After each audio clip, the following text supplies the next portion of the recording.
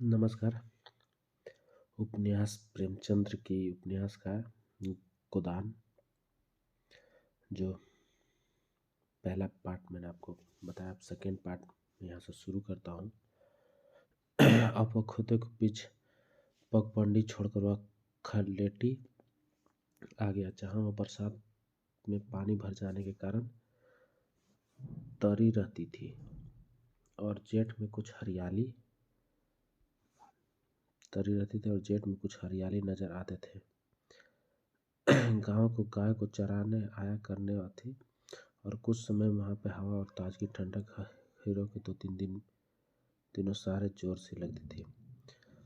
उसके जी में आया कि कुछ देर बैठ जाए और दिन भर तो लूट लपट में मरना ही है। कुछ किसान गड्ढे पट्टा लिखने की तैयारी में थे, अच्छी रकम देते और ईश्वर को भला राय साहब का कि उन्होंने साफ कह दिया कि यह जमीन जानवरों की चराई के लिए छोड़ी गई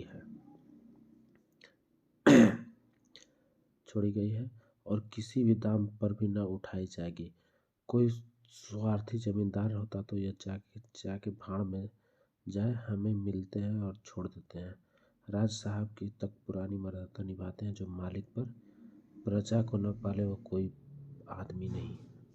वह भी कोई आदमी है। सहसा उसने देख भोल अपनी गायों लिए इसी तरह चला और भोला सा इंसान मिल गया। कभी कभी किसानों को गाँव बेच देता था और होरी के उन गाँव को देखकर ललचा गया। अगर भोला आगे वाली गाय उसे दे देता तो क्या कहना था।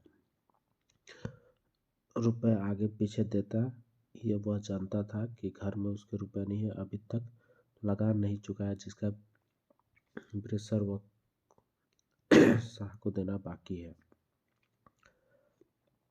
जिस पर आने के रुपए सूद चढ़ चुका था। लेकिन दरिद्रा का जो रुपत और दुर्गति थी, वह निर्जला के तजाके को काली के मार के भयभीत नहीं होता था और उसे प्रोत्साहित कर दिया जाता था।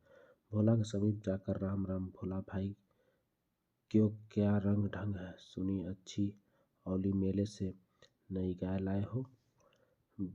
भोला रुखाई ने जवान हीरे के मन की बात उसने ताड़ ली थी और हाँ, वो बछिए और 2 गाय लाया। पहले वाली गाय वह सूख गई थी, बंदी दूध न पहुंचने से गुजर कैसे करे। होरी ने आने वाली गाय के दुधार के हो तो मालूम होती और वो कितने में ली। भोला ने शान जमाई और अब की बाजार बड़ा तेज रहा महतो, इस 80 रुपए में देने पड़े।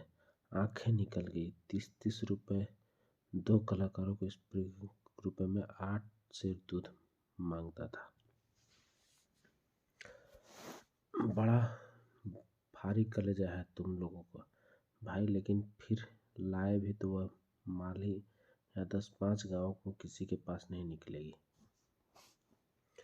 भोला पर नशा चढ़ने लगा।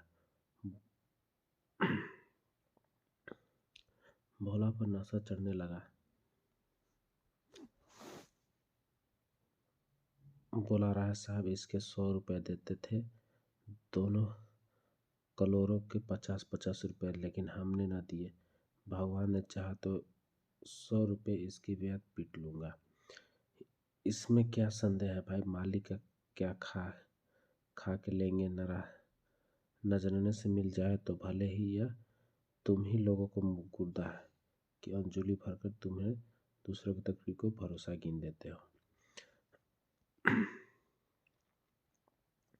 यह जो चीज चाहता है वह दर्शन करता हूँ, और धन्य है तुम्हारा जीवन का जो गवाहों को इस तरह सेवा करते हैं और गांव को गोबर भी मैयर में नहीं मिलता। साल के साल बीत जाते हैं, गोदर्शन नहीं होते और घरवाली बार बार कहती है, भोले भैया से क्यों नहीं कहते कि मैं देता हूँ। कभी मिलते तो कहूँगा तुम्हारे स्वभाव में बड़ी प्रसरण रहती है। कहती है, ऐसे मर्द नहीं देखा कि जब वो बातें करेंगे तो नीचे आंखें करके और कभी सिर नहीं उठाते। भोला पर जब नशा चढ़ गया तो उसे इस भरपूर प्याले में और गहरा कर दिया और बोला, आदमी वही है जो दूसरे की बहू बेटियों को अपनी बहू बेटी समझे और दुष्ट में ही मेहरिया को और ताके उसे गोली मार देना चाहिए। यह तुमने लाख रुपए की बात कह दी भाई। वह सज्जन वही जो दूसरों को अपनी आवरू समझे। जिस तरह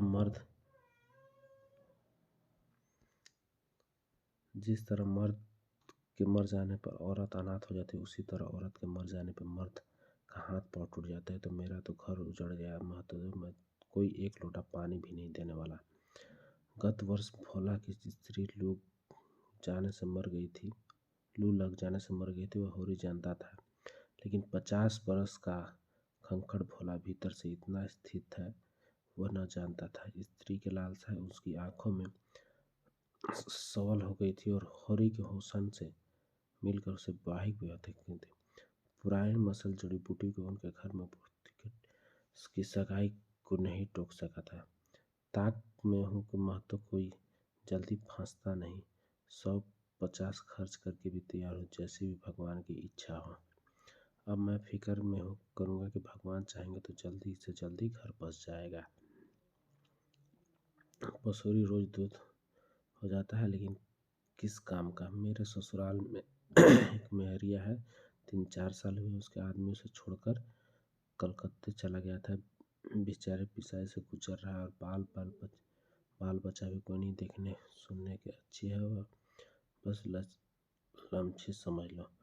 भोला सा सिकुड़ा हुआ चेहरा उसने चिकना गया और आशा में कितना सुधा और बोला, वो अब तुम्हारा है ये आसरा है महतो। छुट्टी हो तो चलो एक दिन देख आए। मैं ठीक ठाक तब तुमसे कहूँगा, तब उसे उतावली भी करने के लिए मन बिगड़ जाता है। जब तुम्हारी इच्छा तब चलो, उतावली क्या है कि इस कौरी पर मन ललचाया हो तो ले लो। यह गाय मेरे मन की नहीं दादा, मैं तो तुम्हें नुकसान नहीं पहुंचाना चाहता था। अपना धर्म यह नहीं है कि मित्रों को गला दबाए और इतने ही बीते बीत जाए। तुम तो ऐसी ही बातें करते हो होरी जैसे तुम गाय ले जाओ और अब ताम में जो चाहे दे देना। जैसे मेरे घर रहे हो वैसे तुम्हारे घर 80 रुपये ली थी, तुम 80 रुपये में ही दे देना। लेकिन मेरे पास नगद नहीं है, समझ लो। जो तुमने नगद मांगता है वो कौन है भाई। ठोरी की छाती गज भर हो गई और 80 रुपये में गाय महंगी नत्थी थी। ऐसी ही अच्छा डील। दोनों जून में 6-7 लीटर दूध, ऐसी घी कच्चा के दूध में एक वाछा 100 हो गया और वधेरी द्वार की शोभा में बढ़ गया। उसमें अभी कोई और 400 नहीं थी। तो ये पार्ट 2 हुआ गोदान का, जो कि आप कहानी सुना। अब पार्ट 3 आपको अगले चैप्टर में मैं लेके आऊँगा। तो मैं आशा करता हूँ वीडियो अच्छी लगी हो। तो नमस्कार।